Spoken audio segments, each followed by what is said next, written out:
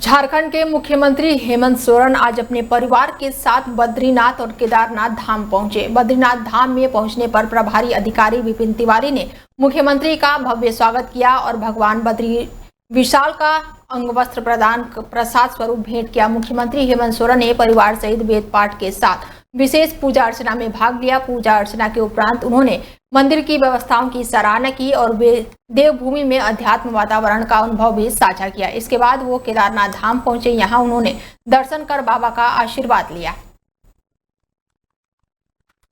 उत्तराखंड के कोटद्वार में करीब 3 साल पुराने अंकिता भंडारी हत्याकांड में कोर्ट का फैसला सामने आ चुका है। कोर्ट ने तीनों आरोपियों को दोषी करार दिया है।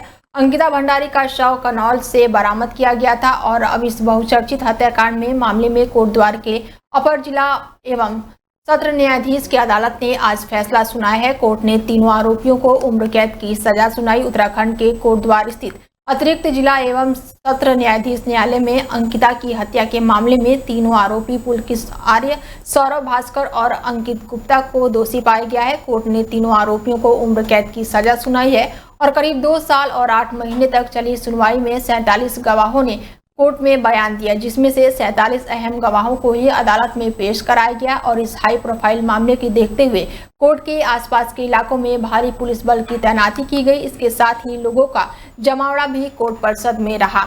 आसपास के इलाकों में देखने को लोगों का जमावड़ा मिला। यही कारण है कि इलाके में सुरक्षा के पुख्ता इंतजाम किए गए। वहीं अगर अंकिता के परिवार की बात की जाए तो वो सभी आरोपियों के लिए फांसी की मांग कर रहे थे।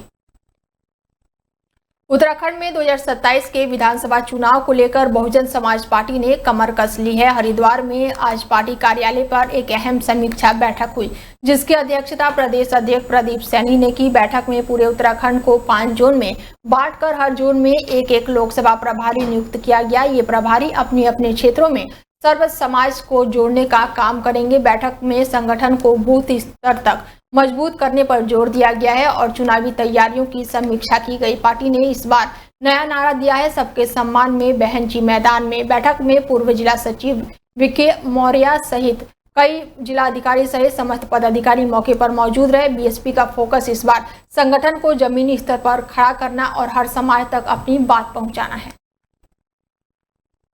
संगोष्ठी नहीं थी, आज समीक्षा बैठक थी। जो प्रदेश की कमेटी है, जैसे माननीय बहन जी के आदेश अनुसार उत्तराखंड स्टेट की कमेटी बनाई गई है, उसकी आज हम लोग परिचय था और उनकी समीक्षा थी कि काम कैसा क्या बांटना है। तो आज उसी तरीके से हम लोगों ने आपस में काम बांटकर इसे उत्तराखंड स्टेट को 5 जोन में बांटा गया है और 5 जोन में हमारे 5 लोकसभा प्रभारी हैं और उस पूरी अपनी लोकसभा को संगठन को मजबूत करने काम करेंगे, क्योंकि 2027 में चुनाव आ रहा है और इस बार हम लोग माननीय हमारे राष्ट्रीय अध्यक्ष ने सर्व समाज के लोगों को संगठन में हमेशा तरजीह दी है और ये हमारी अपनी बात है। यहाँ इसको बैठकर सुलटा लिया जाएगा। ऐसा कोई आरोप प्रत्यारोप नहीं है। ये बहन जी के सिपाही हैं, ये सब थोड़ी देर में नॉर्मल हो जाएंगे और बहन जी हमारी नेता हैं। बहन जी के आदेश से ये सब कुछ चल रहा, ऐसा इसमें कुछ भी नहीं है। ये छोटी मोटी कोई बात रही होगी, कोई ऐसा किसी का विरोध नहीं है और जिस भाई का किसी का विरोध रहा होगा उसे समझा लिया जाएगा बैठकर। और आज उत्तराखंड प्रदेश में एक नई कमेटी का गठन बहन जी ने किया है, जिस कमेटी के प्रदेश अध्यक्ष बैकवर्ड समाज से सैनी समाज से भाई प्रदीप कुमार सैनी जी को लगाया गया है और पूरे प्रदेश में एक हर्ष का विषय है और बड़ी एक ताकत के साथ सैनी समाज बहुजन समाज पार्टी के साथ खड़ा होकर के बहुजन समाज पार्टी को 27 में सत्ता में हासिल कराने के लिए सम्मानित साथियों, इसमें मैं आपको अवगत कराना। हरिद्वार में वरिष्ठ पुलिस अधीक्षक नैनीताल प्रहलाद नारायण मीणा के नेतृत्व में पुलिस ने नकली सोना बैंकों में गिरवी रखकर गोल्ड लोन लेकर बैंक को चूना लगाने वाले गिरोह का पर्दाफाश करते हुए 2 साथी ठगों को गिरफ्तार किया है और इस मामले का खुलासा करते हुए पुलिस अधीक्षक ने बताया कि साल 2024 और 25 में थाना हल्द्वानी, बनभूलपुर और साथ ही मुखानी क्षेत्र के अंतर्गत bank of Baroda, Canara bank के कुछ लोगों द्वारा सोना गिरवी रखकर गोल्ड लोन लिया गया था, लेकिन बैंक ऑडिट के दौरान बंधक रखा गया था। आभूषण नकली पाया गया, जिसकी अपेक्षा में बैंक की ओर से उक्त थानों में मुकदमा दर्ज कराया गया, जिसके कब्जे से 6 सामान करीब 111 ग्राम नकली सोने की कूट रचना होलोग्राम अंकित चूड़ियां बरामद की गई, जिसका निरीक्षण पर चूड़ियों को नकली होने की पुष्टि की गई। इस संबंध में दोनों अभियुक्तों को गिरफ्तार कर लिया गया है और आगे की कार्रवाई शुरू कर दी गई है। अलग अलग थानों में कुछ एफआईआर पंजीकृत हुई, जिन एफआईआर में नकली सोना रख के गोल्ड लोन लेना और बाद में बैंक की जो जांच है उसमें सोना नकली पाए जाने के मामले में एफआईआर हुई। जब से एफआईआर हुई है तब से जो हमारी एसओजी की टीमें हैं और जो थानों की टीमें हैं वो भी एक्टिव हो रखी थी कि ऐसा कौन सा गिरोह जो इस तरीके से आके नकली सोना बैंकों में लोन के लिए रखता है। हमारी एसओजी की टीम और थाना हल्द्वानी की टीम को बड़ी सफलता मिली जब इन्होंने 2 लोगों को गिरफ्तार किया, जिनके कब्जे से उत्तराखंड प्रदेश में उत्तराखंड लेखपाल संघ के आह्वान पर प्रदेश भर के लेखपाल अपनी मांगों को लेकर 3 दिवसीय कार्य बहिष्कार पर चले गए, जिसके चलते आज 3 दिवसीय इन कार्य बहिष्कार का तीसरा दिन भी पूरा हो गया, जिसको लेकर लेखपाल जगतार सिंह ने जानकारी देते हुए बताया कि लेखपालों का धरना प्रदर्शन 3 दिवसीय था, जो 27 मई से प्रारंभ हुआ था और अब आज पूरा हो गया है। बता दें कि पूरे प्रदेश भर में उत्तराखंड लेखपाल संघ के आह्वान लगातार जारी रहा, जिसमें उनके द्वारा मांग की गई कि शासन द्वारा जो अंश निर्धारण की तय सीमा 2 महीने निर्धारित किया गया है, यह सीमा खत्म करके सहित अन्य मांगों को पूरा करने की मांग सरकार से की जा रही है। यदि मांगे पूरी नहीं होती है तो आगे प्रांत कार्यकारिणी निर्माण लेगी, उसी के अनुसार आगे कार्य किया जाएगा। प्रांतीय कार्यकारिणी के आह्वान पर 27 तारीख से 29 तारीख तक हमारा पूर्ण कार्य बहिष्कार धरना प्रदर्शन था और ये हमारा धरना प्रदर्शन जो है जैसे कि शासन द्वारा समय सीमा 2 महीने की तय कर दी गई, अंश खतौनी में अंश का निर्धारण किया जाएगा, जो कि संभव नहीं है। 2 महीने में किया जाना संभव नहीं है, क्योंकि जब किसान द्वारा अपना बंटवारे का मुकदमा दायर किया जाता है तो उसमें पूर्ण जिम्मेदारी जो होती है किसान की होती है अभिलेख लाने की। उसके बाद में उसमें 4-5 वर्ष लग जाते हैं बना उसको खाता करके, वो 4 वर्ष लग जाता है लगभग। ऐसे ही हमारा शासन से ये कहना है कि इसमें समय सीमा ना रखी जाए और चूँकि ये काम 1 वर्ष का या नहीं है, 4-5 वर्ष लगातार चलेगा, तब जाके कहीं जाके पूर्ण हो पाएगा। और ऐसी कोई हरिद्वार में अतिक्रमण करने वालों को भविष्य में सख्त कार्रवाई की चेतावनी दी गई है। बता दें कि पुलिस एक्ट के तहत चालान भी किया गया है। आपको बता दें कि बीते देर रात पुलिस प्रशासन ने हरिद्वार शिव मूर्ति से हर की पौड़ी क्षेत्र तक अतिक्रमण किए गए स्थानों को चिन्हित कर कुछ अतिक्रमण को तत्काल हटाया और साथ ही कुछ अतिक्रमणकारियों को चेतावनी देकर समय अवधि के भीतर अतिक्रमण को हटाए जाने का दिशा निर्देश जारी किया है। इसके चलते कई जगह पुलिस प्रशासन की व्यापारियों से भी जूझना पड़ा। आपको बता दें कि इस समय 4 धाम यात्रा अपने चरम पर है, जिसको लेकर हरिद्वार में भारी संख्या में यात्री पहुंच रहे हैं। बढ़ती संख्या और यात्रा के दबाव को देखते हुए जहां जहां सड़क किनारे अतिक्रमण हो रखा था उन जगहों पर से अतिक्रमण को हटाया गया, जिससे कि यातायात व्यवस्था किसी भी तरह से बाधित ना हो। उत्तराखंड सरकार में राज्य मंत्री देश राज ने आज समाज कल्याण विभाग द्वारा संचालित संस्थाओं का निरीक्षण किया और उन्होंने मीडिया को बताया कि वह सरकार की कल्याणकारी योजनाओं को जनता तक पूरी ईमानदारी के साथ पहुंचाने का काम करेंगे। कांग्रेस बसपा गठबंधन सरकार में हुए छात्रवृत्ति घोटाले को लेकर भी उन्होंने तंज कसा।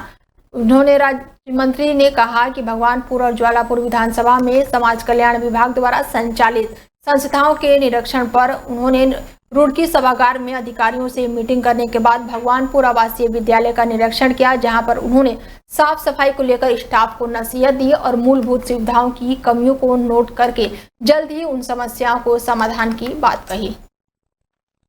समीक्षा बैठक के दौरान जो भी मूलभूत सुविधाएं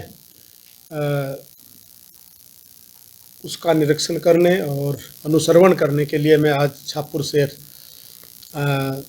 इस राजकीय आदर्श आवासीय विद्यालय में आया हूं और प्रधानाचार्य और पूरे स्टाफ समाज कल्याण अधिकारी मेरे साथ हैं।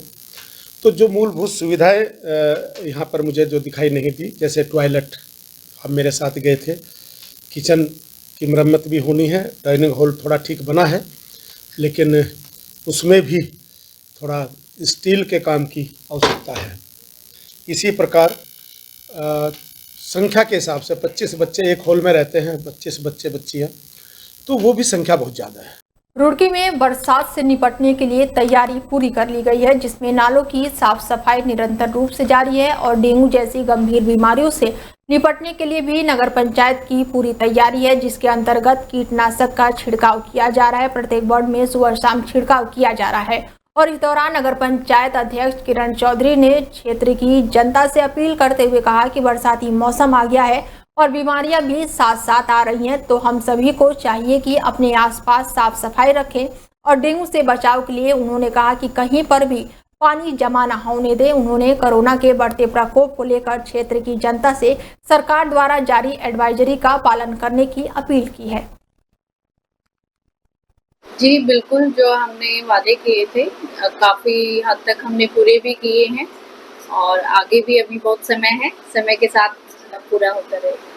जी बिल्कुल, जैसे कि अभी बरसाती समय आने वाला ही आ ही चुका है, तो उसमें हमने नालों की सफाई और कीटनाशक दवाइयाँ हैं 2 हफ्ते में, और उसमें फॉगिंग का कार्य है वो पूरा प्रोग्रेस पे ही चल रहा है। और जैसे कि हमारे 5 बड़े नाले हैं, छोटे 28 नाले हैं, इन सब पे भी कार्य चल रहा है। इसके लिए भी हमने मतलब ठेके वगैरह। रुड़की के भगवानपुर एसडीएम कार्यालय पर भोजन माताओं ने अपने हक और हुकूमत के लिए डेरा डाल लिया है और हक की लड़ाई के लिए अनिश्चितकालीन धरने की चेतावनी तक दे डाली है। दरअसल ब्लॉक भगवानपुर में भोजन माताओं ने अपनी सैलरी को लेकर सरकार से 2-2 हाथ करने की ठान ली है, जिसको लेकर आज भोजन माताएं सैकड़ों की संख्या में भगवानपुर एसडीएम कार्यालय पहुंची और सरकार के नाम एक ज्ञापन सौंपा। आपको बता दें कि डिजिटल दौर पर आने के बाद भी भोजन माताओं की सैलरी 3000 है और इसमें परिवार का तो नहीं बल्कि अपने एक बच्चे का शिक्षा तक नहीं दिला पाती हैं, जो कि किसी बुरे दौर से कम नहीं है। हालांकि भोजन माताओं ने सरकार से गुहार लगाई है कि मिड डे में चल रहे भ्रष्टाचार को खत्म किया जाए और जो राशन बच्चों के नाम का आता है उन्हें सरकारी टीचर किस तरह से हजम करते हैं, उनकी भोजन माताओं ने पोल खोल कर रख दी है। वहीं भोजन माताओं ने सरकार को बड़ा चैलेंज देते हुए कहा कि सरकारी सिस्टम में जंग लग चुका है, अब तो सरकारी स्कूल भी भ्रष्टाचार की भेंट चढ़ रहा है, चाहे वो शिक्षा की आड़ में मिड डे मील हो या फिर गरीब बच्चों का हक खाने वाला हो। सरकारी गुरु हैं जिन्होंने सब कुछ भ्रष्टाचार के भेंट चढ़ा दिया है।